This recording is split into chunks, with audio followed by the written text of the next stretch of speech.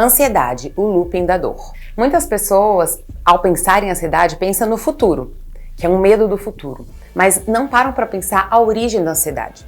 E muito da nossa ansiedade é ocasionada pelo passado.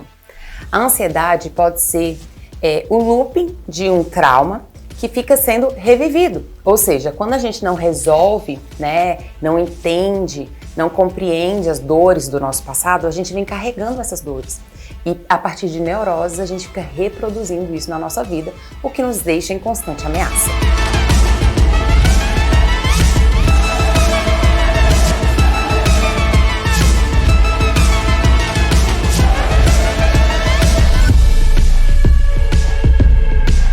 E afinal, o que são neuroses?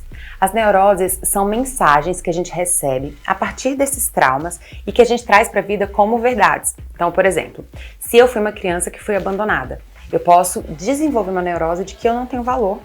E se eu não questiono, no sentido de entender que aquilo na verdade foi um trauma e não quem eu sou, eu fico para a vida, trazendo para a vida que eu não tenho valor. Outro exemplo, se eu tiver referência ali do meu pai e da minha mãe com uma relação abusiva, ou seja, meu pai era agressivo com a minha mãe.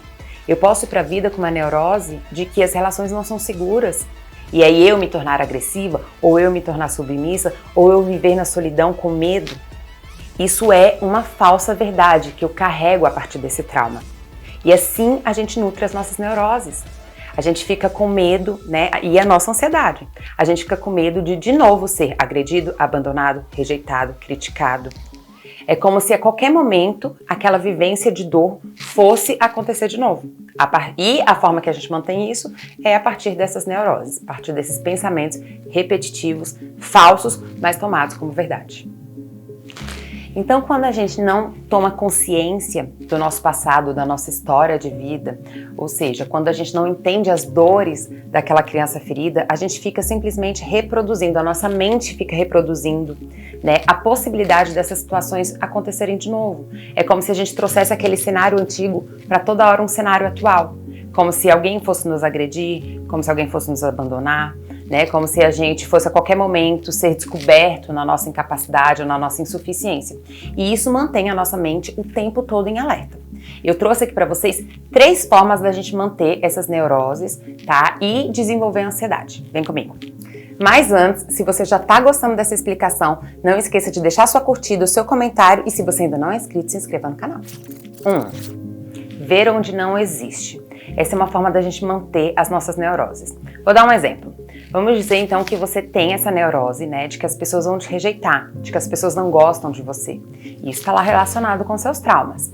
E aí você chega no trabalho um dia, dá bom dia, simplesmente uma pessoa não te dá bom dia. E aquilo já te dá uma sensação de, acho que eu fiz alguma coisa, essa pessoa não gosta de mim, o que aconteceu? Ou eu ligo, para um parente, para alguém, e aí essa pessoa não me atende, eu começo a pensar na possibilidade do que eu fiz para essa pessoa. Será que essa pessoa está me rejeitando, está me abandonando? Ou, por exemplo, eu vou para uma palestra, e apesar de várias pessoas gostarem do que eu fiz e muita gente me elogiar, uma pessoa não elogiou. E aí eu fico, tá vendo? Eu não fui boa o suficiente, essa pessoa não gostou de mim. Ou seja, eu fico criando na minha mente, a partir dessas neuroses, possibilidades delas estarem existentes numa vivência comum. Número 2. Nutrir essas neuroses em circunstâncias normais. Vamos dizer que você está começando um projeto. Todo mundo que começa algo novo, naturalmente, aliás, é algo esperado, a falha, o erro, Ou seja, eu vou começar, vou tentar, vou falhar, não vai ir tão bom, Ou vou me frustrar com alguma coisa. Isso é o esperado. Mas a minha mente neurótica, que, por exemplo, eu posso me ver ali a neurose de que eu não sou bom o suficiente, de que eu sou burro, de que eu não dou conta, de que eu sou incapaz, vai fazer o que com essa situação? Vai se nutrir. Vai falar, tá vendo como eu não dou conta?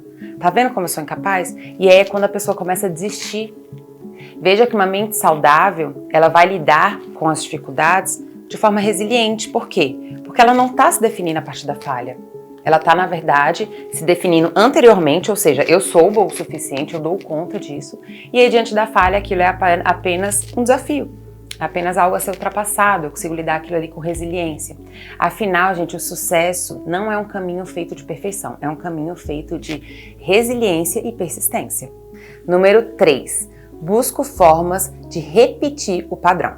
Veja, Se eu tenho, por exemplo, essa fantasia que eu falei lá no início, de que as relações são perigosas, né, são difíceis, aí isso porque eu tive uma referência ali de um pai e mãe, de uma relação ruim, o que eu posso fazer? Óbvio que de forma inconsciente.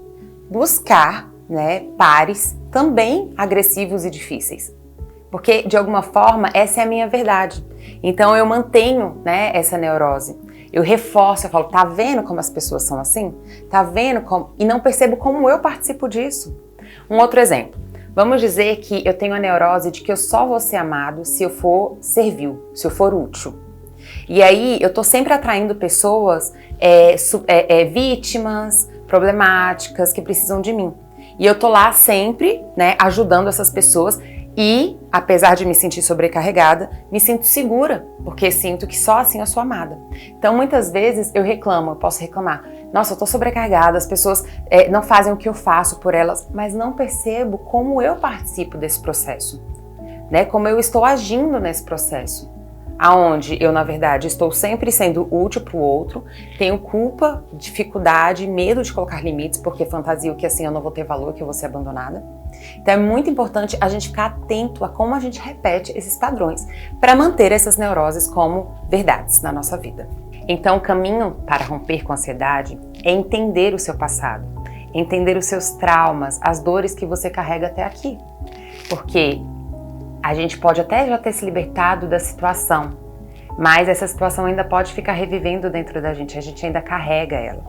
Então, para que a gente não fique eternamente vítima daquelas dores, daqueles traumas, daquelas vivências destrutivas, é importante que hoje, enquanto adultos, nós nos responsabilizamos, né, pelo nosso passado, pela nossa história, para que a gente possa então se dar, né, um futuro diferente, né, um destino diferente. Então eu espero que vocês tenham gostado do vídeo, que tenha ficado claro. Qualquer dúvida, gente, que vocês tiverem, como sempre, estou à disposição. Pode deixar aqui nos comentários. Eu sei que a ansiedade é uma doença, né, que pode se tornar um transtorno muito grave e realmente tira, né, todo o prazer, a felicidade de viver. Então é importante a gente levar isso a sério e cuidar de nós. Não só quando já está no transtorno, mas inclusive de forma preventiva. O que hoje já te deixa ansioso? O que hoje já te deixa inseguro? Te deixa ameaçado, te deixa com o coração palpitante? O que faz você desistir da vida hoje? Importante refletir.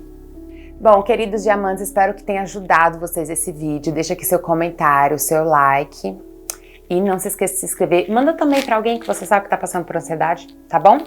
Um beijo e até a próxima!